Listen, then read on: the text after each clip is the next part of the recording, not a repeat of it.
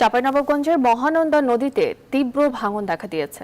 গেল কয়েকদিনের ভাঙনে দেবীনগর ইউনিয়নে নদী গর্ভে বিলীন হয়েছে বসতবাড়ি, ফসলি জমি সহ বহু স্থাপনা।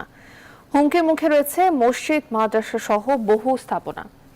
পানি উন্নয়ন বোর্ড বলছে, অর্থ বরাদ্দ পেলেই ভাঙন রোধে স্থায়ী বেড়িবাঁধ নির্মাণের কাজ শুরু করা হবে। মোহাম্মদ রফিকুল আলমের তথ্যচিত্রে দেখুন ডেস্ক রিপোর্ট।